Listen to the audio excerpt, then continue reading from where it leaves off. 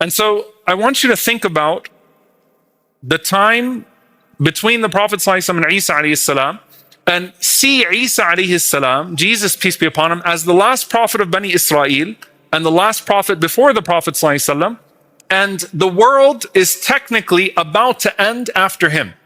And the Prophet ﷺ comes and there is an extension that is given to this world. There is a mercy, a breath of mercy in this world.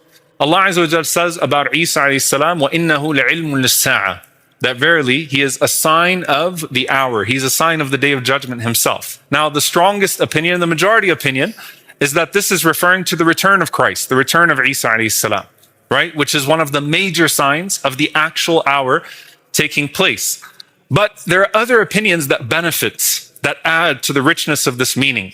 A minor opinion says that وَإِنَّهُ لَعِلْمٌ لِلسَّاعَةِ, that he's a sign of the day of judgment, actually refers to his first coming. Why? Because his first coming, when he came, he gave the message to Bani Israel that the comforter, that the prophet that was awaited, that Ahmad, the all-praised, sallallahu alaihi wasallam, the highly praised, would come after him. And he's the bishara of the last prophet to come. He's giving the glad tidings of the last prophet to come. So in that sense, because he is prophesizing the prophet that will come with the hour, sallallahu alaihi wasallam, in that sense, innahu la'ilmun lis-sa'a. Another opinion is that the way that he was born without a father by the permission of Allah, and how he brought the dead back to life in front of the people by the permission of Allah subhanahu wa ta'ala, is a sign of resurrection, is an imagery of resurrection that the people could actually grasp. وَإِنَّهُ لَعِلْمٌ لِلسَّاعَةِ. And so Isa alayhi salam is ilmun lis-sa'a. He's a sign of the day of judgment. The Prophet sallallahu alaihi wasallam is rahmatan lil alamin, is a mercy to the worlds. And in this short period of time that exists from the Prophet sallallahu alaihi wasallam until the end, Allah subhanahu wa ta'ala, in the mercy that he embedded in the mercy of this Prophet sallallahu alaihi wasallam, decreed that the majority of the people of Jannah would be from this ummah. That 2/3 of the people of Jannah would exist in this period of human history. And the Messenger of Allah sallallahu alaihi wasallam said, "Bu'ithtu ana wa sa'a kahatayn," that I and the hour were sent like these two fingers. What that means is that from the time of the Prophet sallallahu alaihi wasallam to the hour occurring is the time between these two fingers. So you can actually visually see how small that span actually is. This represents human history, and this represents what remains of it from the time that the Messenger of Allah sallallahu alaihi wasallam was sent. And in Muslim Imam Ahmad, that's a hadith in Bukhari, Muslim Imam Ahmad, he said sallallahu alaihi wasallam, "Bu'ithtu ana wa sa'atu jami'an in kadat al-tasbiquni," that I and the hour were sent together. It was as if it was about to surpass me. It was as if the day of judgment was about to come at the same time that I was sent. He also says in another riwayah sallallahu alaihi wasallam, in another narration, قال مثلي ومثل الساعة كمثل رجل بعثه قومه طليعة.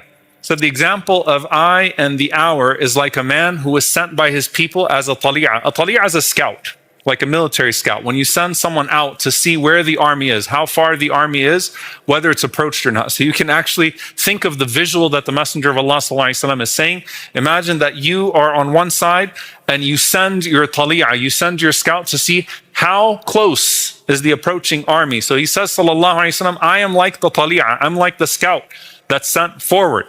So when he went out and he saw them, he comes back to them. Ala habithawbi, he comes back holding his garment and he says, Utitum, utitum, they're here, they're here. The Prophet ﷺ said, I am that person.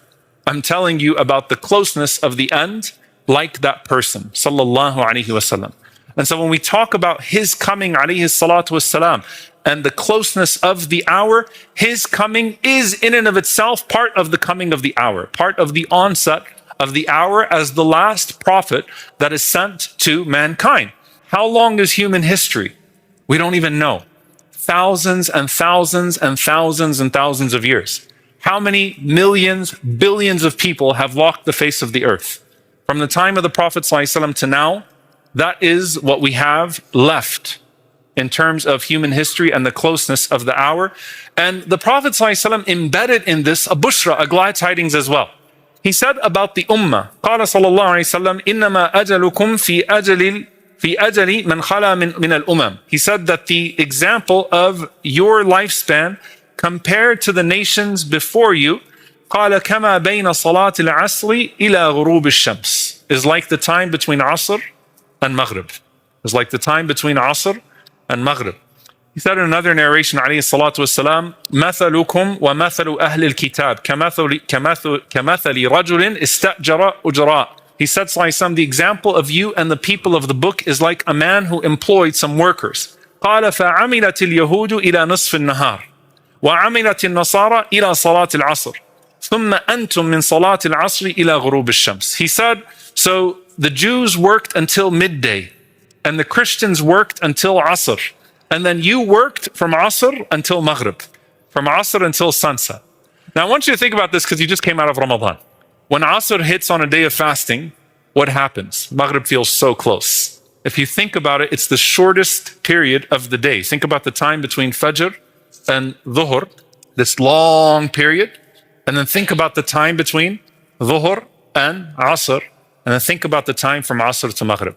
So the Prophet ﷺ is saying, you are a continuation of the prophets and the nations that came before you. And you are the last ummah, you have the shortest time window, and you are living in the final stretch of history. And with all of that, Allah Azza wa Jal made you the majority of the people of Jannah. May Allah subhanahu wa ta'ala make us amongst them. Allahumma ameen. 80 out of the 120 rows that will enter into Jannah, as the Messenger of Allah sallallahu alaihi wasallam said. Why do I put you in that place? Not just for you to think about the urgency, but to put yourself through the time span of Islam as a whole, and to stop thinking about your religion and your person only in the present. It's actually one of the fundamental flaws that we have about how we study subjects like this, is that we start the history of the ummah almost as if it's from our present. And then we identify occurrences around us as if this is the first time that they're occurring. And we forget that the sense of urgency that we are supposed to have is independent of the signs around us. What I mean by that is, if that there was no other sign of the coming of the Day of Judgment, except for the fact that the Prophet ﷺ was sent and he told you about it, that is enough for us to have a sense of urgency about the hereafter.